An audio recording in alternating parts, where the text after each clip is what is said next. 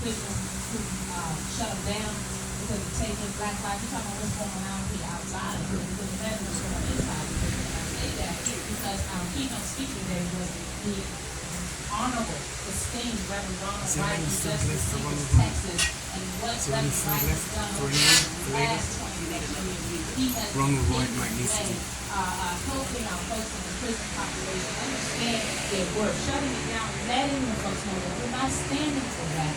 His record precedes him, guys, and the information is there, stated to today's program. But I want you to know that this is a brother that is inspired and moved away from Texas to be here. Flights delayed.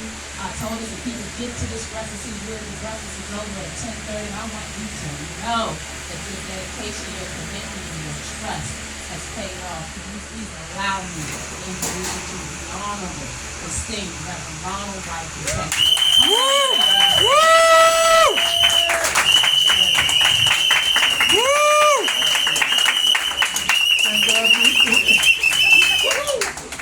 God bless each and every one of you. Thank you. I'm going to ask you a question before I start. Y'all say this word? Absolutely. We got a hero all night on the airport, and then somebody hit the door, and so they locked us in, so we couldn't get out. They kept us in there for an hour and a half. Then they said, "Well, wait 4.5 hours. Maintenance gonna fix it." And then 4.5 hours later, they said, "We're gonna cancel." So, but the God we serve delivered you they to want the me to be here nation's on capital. Juneteenth.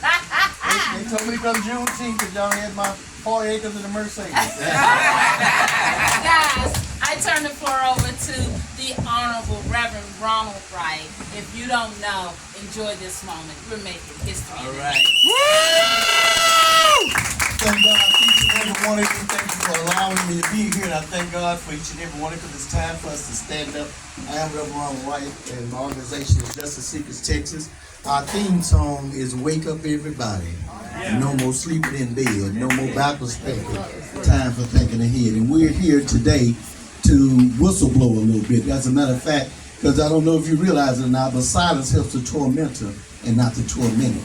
And for years, what my executive director, Arlene Mullins, who y'all have already heard speak today, she's an awesome young lady. Awesome. Yes, she is. She has been fighting for what we have been going through that you didn't know. And those that didn't say anything. And a lot of us said, well, if it wasn't me, I don't care, I ain't got it. But neutrality helps the oppressor and not the oppressed. And so hopefully today we're going to get it out and let everybody know what has been going on. And it's unfortunate that we've been going through what we've been going through. And I'm going to give you a prime example of how great Arlene is. How they said Justin is here. Where's he at? Hey, I ain't got my glasses on. We're trying to my head, not my heart. But anyway, but we've been fighting for people, me and Arlene have, since the few years we've been together. And we were actually saving people because they realized that people started complaining, black people started complaining, and they created a black list. Yes. And they had one brother in Philadelphia driving 90 miles out of the city to get his dialysis because he was complaining about how he was being treated. And when Arlene called me, she said, I need you to talk to him, Rev. And I said, okay, let's get him on the phone. And he was in tears because he said, I have to go to work. I have to go to dialysis 3 times a week. I can't drive 90 miles out of the city. That's ridiculous. I thought, 90 miles to go get dialysis? And he said, yeah. So when we hung up, I said, okay, let's call a medical board because Texas medical board loves me. I mean, they hate me. So I told Arlene, let's call Texas because what's going on in Texas, I'll share that with you in a minute. But I said, Arlene, let's call Philadelphia Medical Board and see what's going on. Or DaVita down there is what we call them. And they were very disrespectful. When Arlene called, they were very disrespectful. And I said, that's okay, honey, now let me help. And when I got through and we hung that phone up, Arlene called me 5 days later, and it sounded like when she called me, she almost like she had tears. And I said, Arlene, what happened? Did the man die? And she said, no, he didn't die, Rev. They let him come back in the city. And I said, that's good. But I said, why does it seem like you're crying? She said, Rev, guess what? I said, what? They gave him a kidney.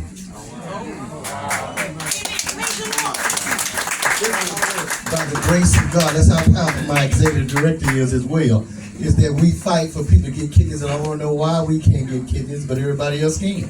Come on now.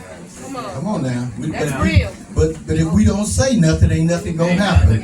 So hopefully today we're going to stand up, open our mouths, and be a voice to the people who are going through it. And unfortunately, and my heart and prayers go out to a lot of you, because a lot of you have lost loved ones that were on dialysis and didn't realize how they were being treated. So I pray by the grace of God that today we get this message out. We're going to form the Dialysis Advocate Association, and we're going to get a representative in every state in the United States, not just, Washington, but we're going all around the United States and expose how people are being treated. And that's sad. But, if we don't say anything, nothing's going to happen.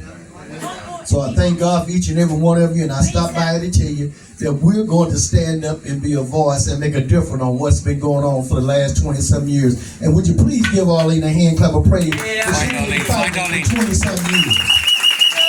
For 20-some years, she saved some lives. And then down there in Texas with our medical board, we've been going through this. And I'm just unfortunate that we celebrating Juneteenth. Like I said, y'all celebrating Juneteenth here today, and I told them I don't want 40 acres in the mule, I want 10 acres in the Mercedes. Give me a little cash with that too, because you can't do nothing with that. But we've got to come together and come together and stand, because even though you're not picking cotton slave, you're institutionally Come on now. Yeah. I'm gonna stop. Y'all gonna make me have a preacher come out here. I'm gonna stop, Pastor. Y'all gonna make me preach. I don't want to pass the offering tray. But yeah, we've got to stand up and start being a voice. And until we come together, we're going to continue to struggle and go through what we're going through. Church, it starts at home first, then it's shed abroad. So I pray by the grace of God, as we come together, this is where we're going to start everything, right here in your city, Washington, D.C. And I thank God for you. I'm not going to keep talking. I'm going to let the rest of the people get on up here, but I just want to let you know we're going to organize. So if you got family members in any part of the state, let them know we want to be a part of our Dialysis Advocate Association, so we can make sure they are being treated right. We're going to request a meeting to meet with the President of the United States, as well as with Warren Buffett, who owns the dialysis center. And I don't know if y'all know, there was $50 billion made in this little clique between him and Stephen Ferguson. What is Fresnel? What's the name of it? Fresenius. They're $50 million, and nobody can tell them what to do. They own the buildings, the hospitals, the clinics, and so they can do what they want to, but they're in this country. And so we're going to ask the question I'm going to ask your president is, why is it that certain people can be under the medical board and they can't? Right. And so until we open our mouths and say something, we're going to continue to go what we're going through. So by the grace of God, I pray that after today, this is the beginning, but it's not going to ever be an ending. And since it's Juneteenth, and let's get out here and act like it's Juneteenth and make a difference. All right? God bless each and every one of you.